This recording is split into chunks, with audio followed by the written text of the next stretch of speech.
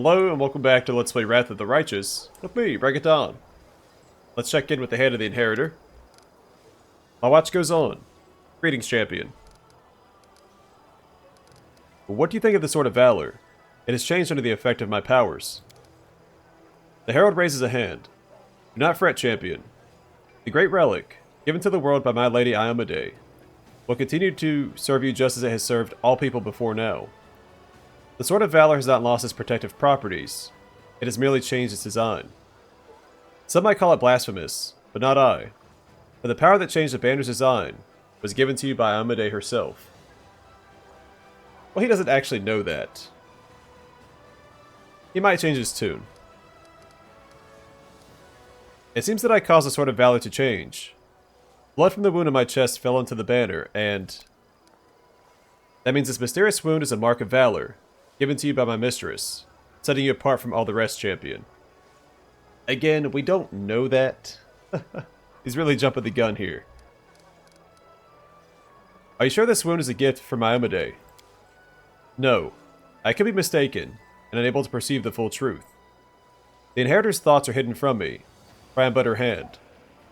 I do not test her will with my doubts, nor crave answers to my questions. I simply trust and serve. But I know that if your body had been harmed by malevolent fiends, my goddess would have extended her mercy to you and healed you. Why did the goddess bestow this wound on me? Because this world of yours, champion, is bleeding. My lady's chosen one carries a crimson mark as a sign of the great suffering borne by mortal kind. The scarlet drops on your breast. They're the blood of all the martyrs and all the innocents. That is how I see it. Can you heal me? Defy my lady's will. It pains me, but I must refuse you, champion. If you are suffering from this affliction, it must be part of the Inheritor's design. The pain serves to remind you of the path you must take. I have heard you. Do not allow doubt and fear to enter your heart. My lady will not abandon us. So as much as I love the hand of the Inheritor, this part irks me a little bit. It's a little too willing to just assume that it's Iomedae's power. Did you learn anything about what happened at Polaris Fall? About the Echo of Discari and his victim? Not yet, says the angel, sadness clear in his voice. My heavenly mistress does not answer my call. She is clearly occupied by other matters and concerns. So far I've learned nothing of use from my fellow angels, but they are seeking knowledge of the Echo and where he takes his victims. I still have hope that we can save his victim. However, this matter cannot be permitted to overshadow the importance of the crusade, no matter how personal it may be for you and me. Stopping the demons is our main goal. Tracking down the Echo and saving our ally, alas, is not. Tell me about yourself and your goddess. I'll gladly answer any questions. What's it like, being the herald of a deity? It is a great honor and a great responsibility. The herald is not always the strongest among a deity's servants, but the herald is always one who embodies the key principles of their faith. This means that I am bound to uphold the highest ideals of Iomedae, righteous valor, justice, and honor. This is a tall order even for an angel, but I cannot falter in my duty even slightly. Therein lies my service to the goddess and the thousands of her faithful followers. What does a herald usually do? I serve as the hand and voice of the goddess, carrying out her will, delivering her message. When her radiance has no tasks for me, I am occupied by the same duties as other warriors of heaven. I keep unfailing watch over the goddess's domain. I escort the souls of the faithful to Pharasma's court, then on to their waiting afterlife. I also watch over the goddess's chosen, and when the opportunity arises, I descend into hell to engage in honest combat with the devils. It allows me to study their tactics. What is Iomedae like? The herald chuckles softly. No doubt you're hoping to hear a tale of her untold divine might, and the awe she elicits in those around her.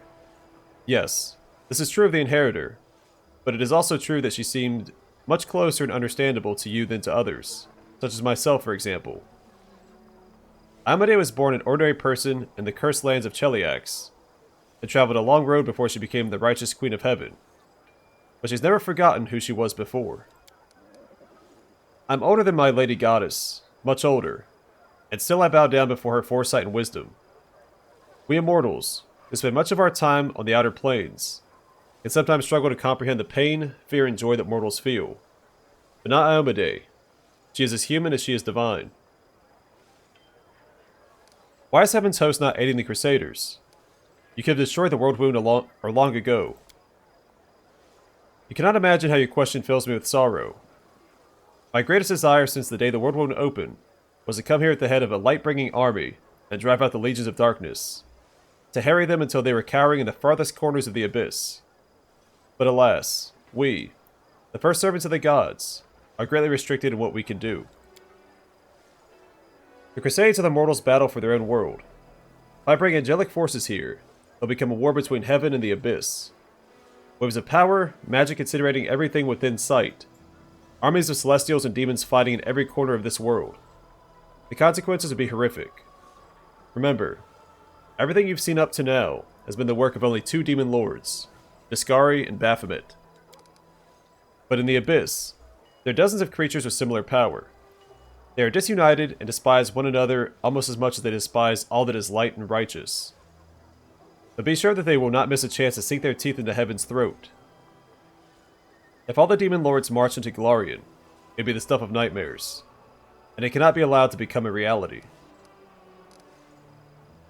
If you can't interfere in the course of the crusade, why are you helping me? There's permissible interference, and then there's crossing the line. I was permitted to create the wardstones and give them to the Crusaders, to offer my advice, and from time to time, even appear on the battlefield myself to accompany several allies. This does not stray beyond the bounds of the mortals' war. I could have been summoned with equal success by a faithful cleric. But the appearance here of heaven's multitudinous host in full force is another matter entirely. Alas, for now I can only offer you this, my presence and a small troop of my loyal soldiers. Thank you for your answers. I'm here to eliminate you, champion. I want to talk to you about angels. You have my full attention. Mommy, how are angels made? Like other supernatural beings, the most often, though not always, are born from the souls of mortals. You must be aware of the grand laws governing the cycle of birth and death. After Pharasma's court, each mortal soul receives their merited afterlife. Hell in the abyss, heaven and Elysium. Each soul goes to the plane that called to them in life. When they arrive at their destination, a different fate awaits each soul. Where evil reigns supreme, souls typically become commodities or prey, and a scant few are reborn as wicked fiends. In the planes of good, souls are destined for a peaceful rest, or great deeds in a new guise. Such is the lot of angels. We are born from the souls of noble mortals. One soul or several, it can vary. Sometimes the gods can also create angels out of the essence of their plane, but this essence also contains fragments of good souls. What is the difference between angels and mortals? That is a question for sages and philosophers to debate. I am just a simple warrior. The hand of the Inheritor's voice sounds cheerful, but becomes increasingly solemn as he continues. Although many supernatural beings are born from the souls of mortals, we are not mortals. We are cut from the cloth of the plane from which we originate. We are an idea made flesh. Many things mortals care deeply about mean nothing to us, such as time, for instance, or gender. Only a few of my kind see themselves as male or female. For the majority of angels, these words are meaningless. We can communicate with any creature without learning their language. We do not freeze in even the most terrible frost.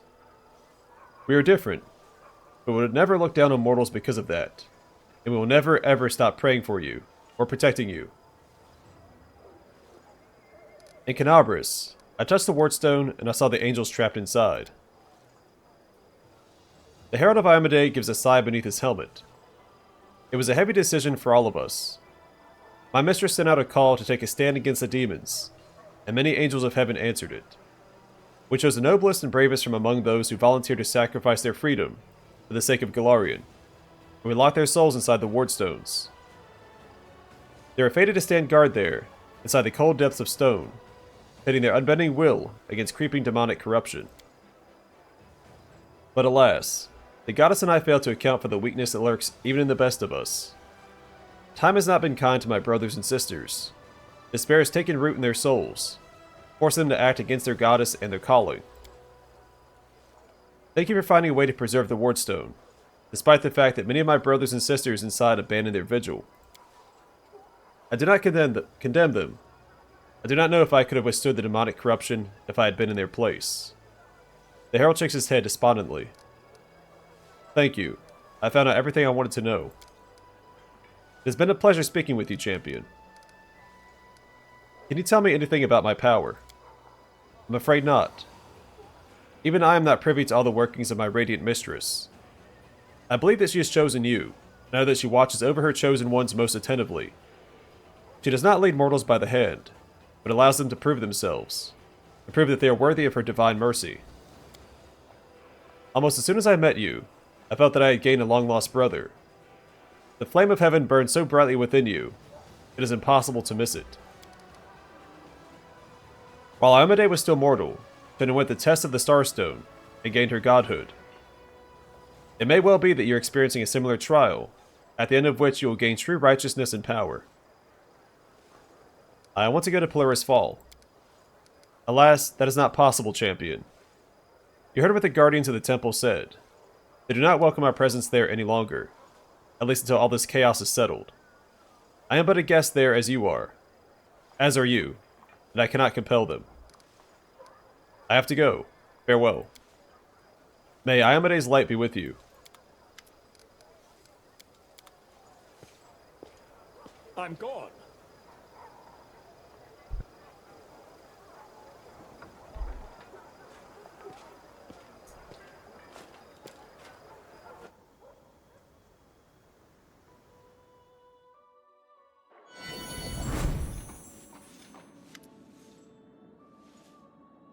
The angel radiates confidence, its powerful voice solemn and proud.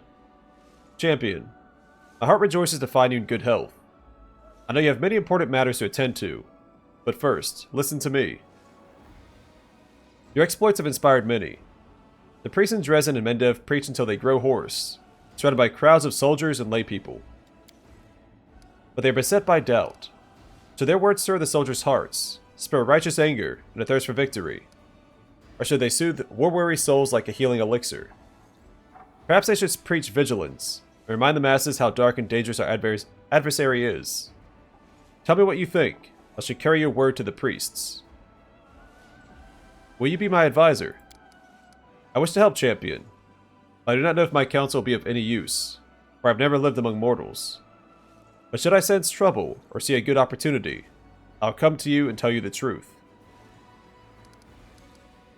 I will trust your wisdom. Angel shakes its head.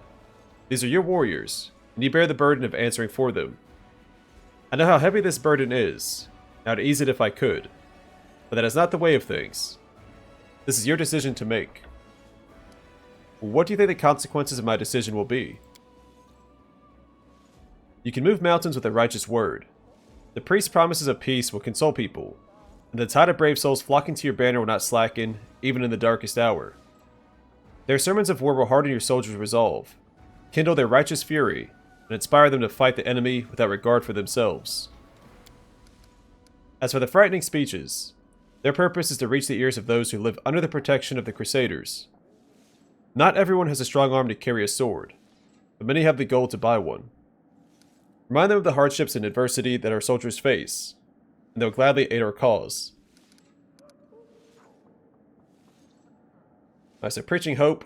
The effect of positive morale and recruitment growth increases by 50%. And preaching sacrifice. The effect of positive morale on finance, materials, and energy points income increases by 33%.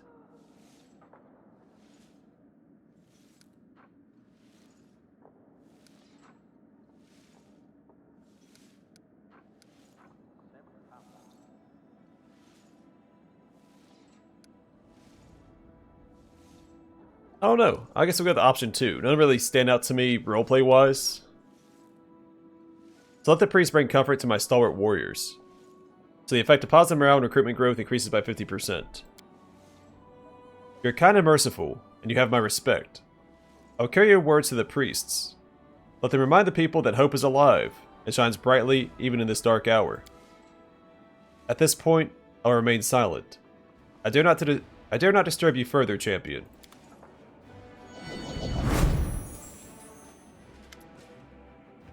Captain Odin salutes you and looks over the military council intently. Our intelligence was correct. Kremzidus hosts marches on Drezen. In his position, the wisest course of action upon reaching the walls would be to lay siege and wear down our forces with nuisance raids. However, my experience tells me that he will act differently. This is going to be a full-on assault, a decisive display of his power. When the enemy moves in on our position, we must meet them with a hail of arrows from the walls, gaining the full advantage of our superior defensive position. To prepare our army for this battle, I propose to pass a reform and increase the presence of ranged troops in our ranks. I believe light armed slingers, a great number of whom can be trained quickly, will be adequate for our purposes. And once the demons get to them, every one of those slingers will be slaughtered. I say we only recruit experienced, seasoned rangers who have traveled far and wide, and know how to defend themselves in any situation. Captain Odin is correct to assume that our ranged troops can manage with light armaments. However, the troops themselves must be of exemplary quality to complete the task at hand. I suggest we pick the most adept archers we have, and have them undergo rigorous training until they become true marksmen. Greybor smiles condescendingly. In my experience, in a fight with a dozen quick and accurate archers, the most valuable among them is the one who knows how to pick the right target. You don't learn that kind of skill in the archery range, only in action. Call some headhunters, hard-boiled cutthroats who live by their ability to put an arrow in the eye of a moving target. In every forest where animals are found, there are hunters plying their trade. These folk don't need to be taught how to shoot. They rely on their keen eye and steady hand every day to put food on the table for their families.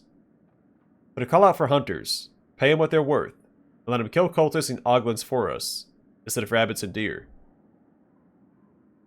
So if you have Wendawag instead of land, she also is on the military council, and she suggests bandits, which aren't a terrible unit. They do double damage on their first attack per battle.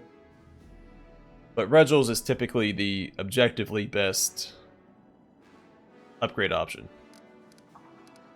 I don't know if I haven't taken Olbrigs before. I don't know if I've taken Greybors. In every forest where animals are found, I already read that.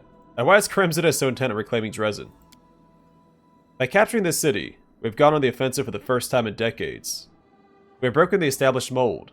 That which is taken by demons rarely escapes their grasp. The liberation of Drezen can become a symbol of new hope for mortal kind, and Kremzidus seeks to smother that hope in its cradle. Moreover, Drezen is a well-positioned foothold that threatens both the World Wound and Northern Mendev. Kremzida could not fail to appreciate its significance. But there's also a more pragmatic reason. Back in the day, Kremzida planned to capture Drezen himself, but Monago beat him to it. If he takes it back now, he'll finally have his glory, as well as further humiliating Monago. I want to hear the opinions of my advisors. Everyone looks at you expectantly. Why Ranger, Sela? We can't bolster our ranks with hunters and shepherds. We can shoot an arrow but don't know anything about melee combat. War is not shooting partridges out of the sky. The demons could easily break through our ranks and attack our archers. And what happens then? A massacre that'll leave us digging graves for a bunch of boys and girls. Rangers, on the other hand, spend their whole lives traveling. They know what it's like to rely on no one but themselves. They're battle-hardened, and they can wield both a bow and a blade to fend off a dangerous foe if need be. When worrying about the lives of individual soldiers, must not put their safety above expediency. The price of defeat will be the loss of the entire army, not just a few soldiers. Abregil, tell me more about snipers. If we take 100 archers and work them to the bone, in time, we'll discover a dozen with real talent. They must be able to remain completely focused on their combat objective, taking out one opponent after another. And the infantry's duty is to shield such valuable assets from any attacks, with their bodies if necessary. Greybor arches an eyebrow and smirks skeptically. You're acquiring a powerful but extremely vulnerable weapon. We're not up against idiots. Our enemy will see our weak spot and hit us there. That's exactly what I would do. Greyboar. Our headhunters better than others. They can use their heads, rather than just shooting wildly. Soldiers think the main thing is just to hit the target quickly and accurately. Doesn't matter what kind of target it is. If it's an enemy, it's good enough for them. When you hunt dangerous prey alone, you can't help but smarten up. You learn to spot the leader in a crowd, count the guards, figure out who will have the time to take an arrow for their leader and who won't. And you do your work from as far away as you can, so you don't put yourself at risk for no reason. Which is why my colleagues in trade will outclass any soldier. If you hire professionals, they won't shoot volleys into the enemy infantry with abandon. They'll take out every single spellcaster and officer hiding behind the infantry, and pay you off for your investment before the enemy even reaches the front ranks of your army. Ulbrig. How will hunters help us? City folk always have to go divvying everything up. One person knows how to hunt grouse, another knows how to pluck it, a third knows how to cook it. That's not how we do things in a village. In a village, every person is a hunter, a plowman, and if needs must, a warrior. These are experienced people, tough, hardened by life itself. And they know that if they don't stop this invasion, their homeland can become part of the World War II.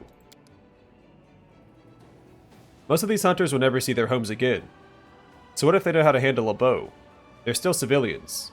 It's our duty to protect them, not send them off to the slaughter. Captain Odin. Can slingers compare to experienced archers? Of course not. A sling is not an accurate weapon, but it is cheap and easy to learn. Slingers' training is inexpensive and brief. Any commoner can pick up the basics, and will be able to bring a large number of ranged troops onto the battlefield. Their numbers will compensate for their lack of skill. Tila's expression darkens. Untrained, practically unarmed peasants in the rear. A perfect target. Everything is clear to me now. The advisor's nod respectfully in response to your words.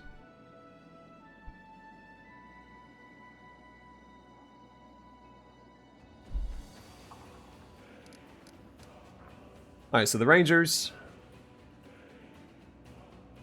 A ranged unit capable of defending themselves in close combat. We've seen the Rangers before. They're the ones with the green hoods that can still fire while they're in melee. Snipers. Extremely accurate ranged troops with powerful bows. They are, in my opinion, objectively... Well, I can't say objectively if it's my opinion. I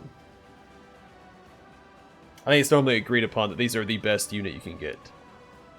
Headhunters. Ranged troops effective at destroying enemy sharpshooters. I guess they get bonus damage to... Yeah, return shooting. Unit makes a counterattack when damaged by a ranged attack 1 time per round. That could be useful, except for the return attack is going to be less damage because you'll lose your troops first and then they return fire. It's better to take out the ranged units as fast as possible with more damage. I think that effect is too costly. What do axe hunters do? The unit unleashes a reckless attack on its foes. This turn, the damage this unit deals with its attacks is doubled. After that, the unit suffers a -4 penalty to armor class until the end of combat. This ability can only be used once per combat.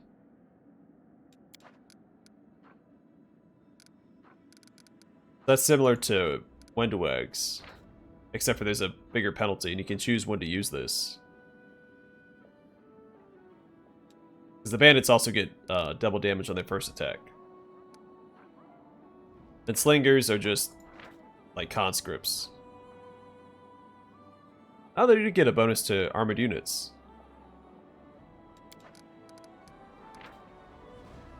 Yeah, with the marksman, have precise shot. You shoot or throw ranged weapons at an opponent engaged in melee without taking the standard -4 penalty on your attack roll. They also have... Where's it at? So 29 to 36. Versus 13 to 20. 24 to 29. 18 to 23. And 9 to 16. Alright. I'm going to go with option 4. I prefer to strengthen the army with snipers. Reginald nods silently. I hope these measures will be enough to repel Crimson's onslaught. And if not, those who come to take our place will learn from our mistakes and fare better. Hey, there is a silver lining. Even in defeat. Old Thaberdine. You see a Kelid around 50 years old, dressed in a doublet that looks older than its owner. Once it may have been expensive, but now it is worn and patched. A scabbardless sword hangs on his belt, covered in such a thick layer of rust that it looks more like a club. His flushed, swollen face, spongy nose, the dark circles beneath his eyes suggest that he is a heavy drinker. When he opens his mouth to speak, your suspicion is confirmed by the stench of stale alcohol on his breath. So you're the commander, huh? It's a cozy little place you've got yourself here. All these walls, polished furniture, solid, commendable. Why, I think I'll give you a medal for this. And who are you? The man groans as he straightens up, affecting a proud, noble bearing insofar as his decrepitude allows. You'll be pleased to know that I am Thaberdine Quintessimus Hierophantal, rightful heir to the throne of eyes in all Sarkoris. Everyone knows that no king has ever ruled over all Sarkoris, and there's no throne in Eyes. How would you know? Have you been to Eyes? Have you seen it with your own eyes? You haven't. If you haven't, maybe there was one. My pops used to tell me about the throne in the palace. It was gold all over, and it was encrusted with all manner of crusty things, like diamonds and fire ants, rubies and buboes. Couldn't take your eyes off of it. That's what kind of throne it was. And it's all mine. Mine by right. Can you prove your claim to the throne? Of course. We're not just some swindlers. We have all the evidence. Here, look. He takes the rusty sword from his belt and shows you the hilt, which features a nearly worn-off golden crest. The grinning animal it depicts most closely resembles a shabby possum. Here, the Royal Smilodon is the ancient symbol of the rulers of Sarkoris. I've also got a wart on my chest, in the shape of a crown. Of course I'm the heir to the throne. And for those who don't believe me, well, they can get lost. That's what I say. Let them go to Polaris Fall, where all the kings of Sarkoris are buried. There, my entire family tree has been written in stone. Go and read for yourselves. Polaris Fall, what's there? Are you deaf or what? You should drink a pine needle infusion. It'll do wonders for your ears. And your eyes, too. I'm telling you, all the dead Sarkorian kings are in the ground there. In mausoleums, tomb burials, and those whatchamacallits. Obelisks, that's right. And it's all written there, about my ancestors. And about me, too. Just go look, and everything will make sense. By every law of the land, I'm king. What do you think you're entitled to? We're simple people. We don't need much. I mean, no, that's not what I meant.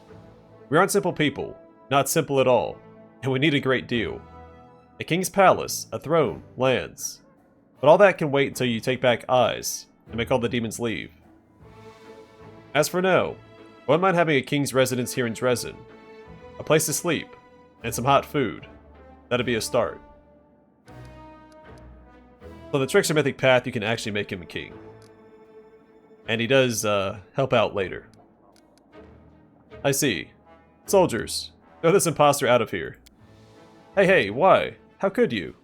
Ah, some commander you are. What do you mean? I commanded my soldiers to throw you out. That's what a leader is, right? Just someone who can give orders.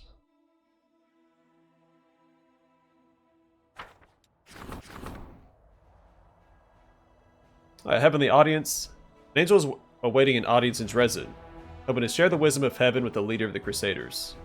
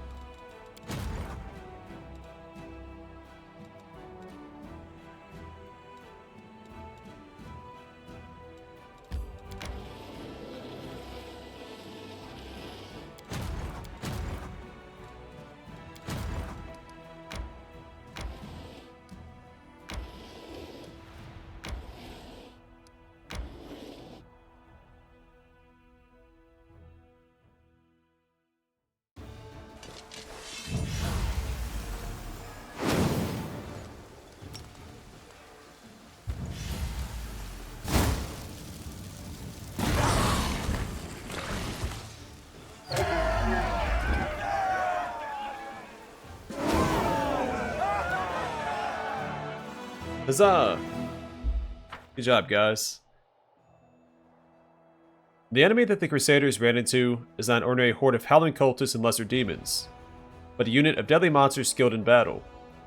In the bitter combat that followed, Crusaders discovered how dangerous an enemy can be. Now, hold up in the soldiers' tents at night. They only talk of one thing: what new tricks to deploy in order to destroy really powerful demons.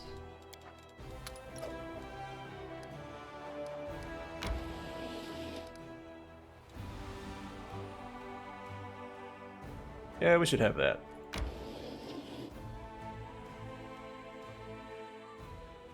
I think these enemies shoot out like an acid blast.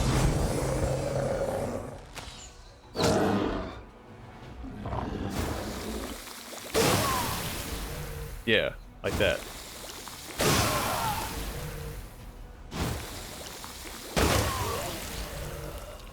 That's a little unfortunate.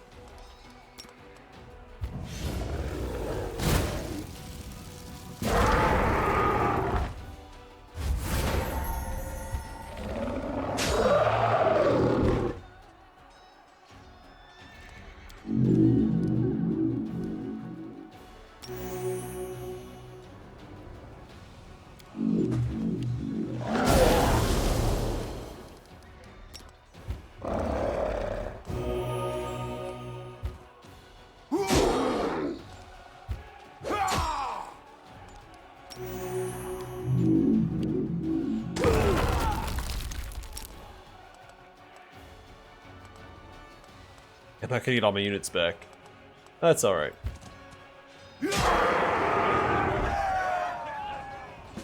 For the damages. So we lost 11 marksmen and 4 champions. That's okay.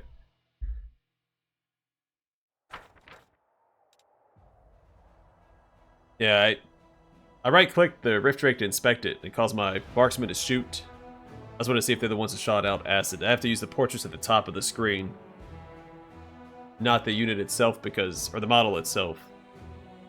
It caused me to skip. So as soon as Shai's, your quote, turn, I could have saved my marksman there. Only because of my darn curiosity. The reeking blood-smeared lair of Rift Drakes is filled with bones intermingled with treasures. These were not valuable for the monsters, but those fiends couldn't control their greed. We got 5,000 finance points. Also, we leveled up. Ice Storm is great. Probably the best option here because while we have Fireball, there are a lot of demons immune to fire damage, such as the Vermorax. Ice Storm negates that, and is basically a straight upgrade to Fireball because I don't think any demons are immune to ice. Some of the elementals might be, but that should be it. So, deals power times power plus 5, d6 cold damage to all units in a 3x3 area, and inflicts a -2 penalty to speed for 3 rounds, which is also useful, especially for, melee units. This is an arcane spell.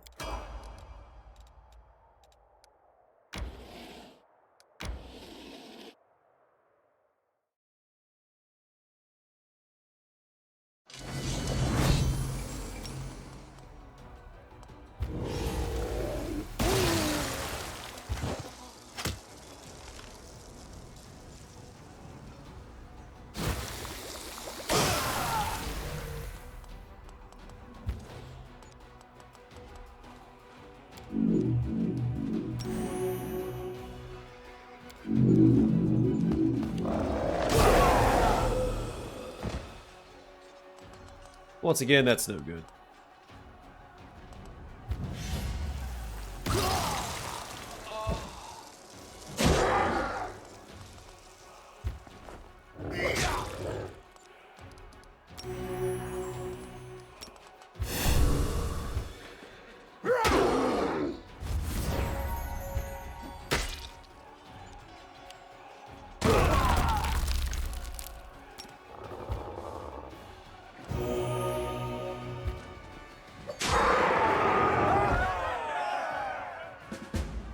I like all of our units back.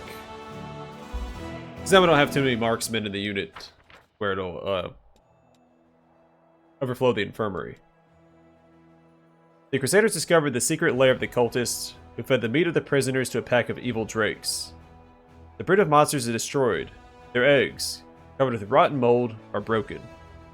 So daily income increased by 200 finance points.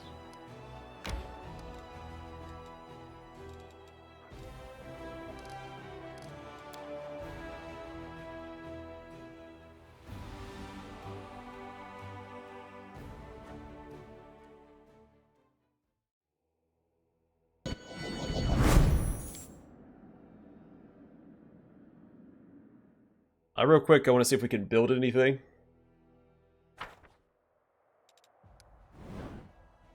I don't remember. Yeah, we need to do this. Hamlet of Sork.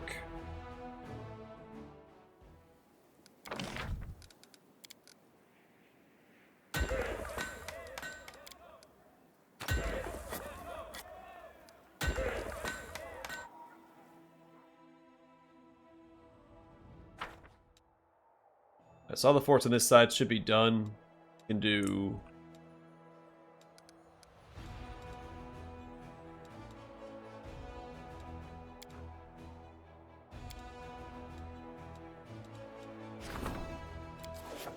Oh, I didn't realize they had descriptions.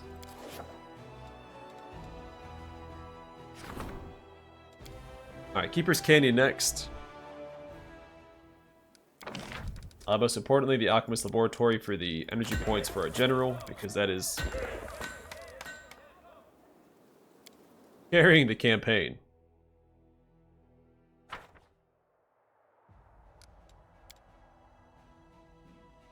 I might spend some time and read the descriptions for those territories. I had no idea that was even a thing.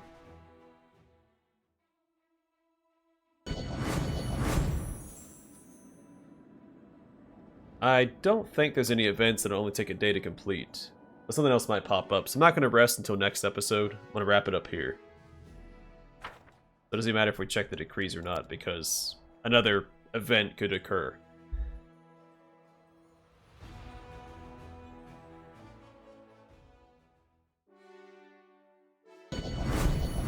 So I'm going to call it here. Next time we'll rest up and talk to anybody that shows up. And then I think we said we're going to do Rushli's quest next at Green Gates. I might still do that. I want to do Oberg's quest too. And clear out everything to the east. But I think if we go after Rushli's quest, we can get Woljif back. Not that he's tied to Rushli's quest, it's just in that area. Then we'll wait to do Oberg's quest once we have Woljif back. But either way, for now, I'm going to call it here. Thanks for watching. Hope to see you guys in the next one.